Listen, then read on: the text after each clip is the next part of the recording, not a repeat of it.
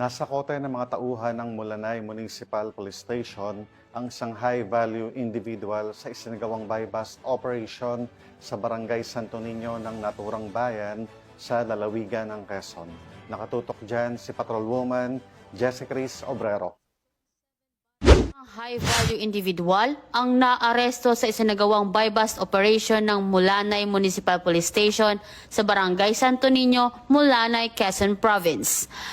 Kinilala ang suspect na si alias na M at Bagting, 42 taong gulang, may asawa, driver at residente ng Barangay San Roque, Catanawan, Quezon Province. Ayon sa ulat, ikinasa ng mga operatiba ng Mulanay MPS sa pangunguna ni Police Major Joseph Ian C. Hava ang operasyon sa ilalim ng PDEA Control Number 1005-082025-0879 na huli sa akto ang suspect habang ibinebenta ang illegal na droga. Na-recover sa operasyon ang 14 na sachet ng hinihinalang shabu na may kabuoang timbang na 165.72 gramo at tinatayang nagkakahalaga ng 1.1 million pesos.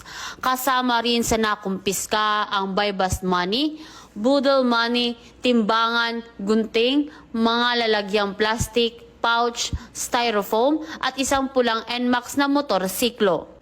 Ang suspect ay kasalukuyang nasa kustodiya ng Mulanay MPS at nahaharap sa kasong paglabag sa Section 5, 11 at 12 ng Article 2 ng Republic Act 9165 o Comprehensive Dangerous Drug Act of 2002 na isasampa sa tanggapan ng Provincial Prosecutor sa Catanawan, Quezon Province. Samantala, sa pahayag ni Police Colonel Romulo A. Albesia, Acting Provincial Director ng Quezon Police Provincial Office, tiniyak niyang walang ligtas sa batas ang mga sangkot sa droga at iba pang krimen. Hinihikayat din niya ang publiko na makipagtulungan sa pulisya at i-report agad ang anumang kahinahinalang aktibidad. Pinuri rin ni Police Colonel Albesia ang mabilis at maagap na aksyon ng mga tauhan ng Mulanay MPS na nagresulta sa matagumpay na operasyon. Mula dito sa Calabarzon, ako ang inyong Police News Network Correspondent, Patrolwoman Jessica Cris Obrero, alagad ng batas, tagataguyod ng Balitang Pulis.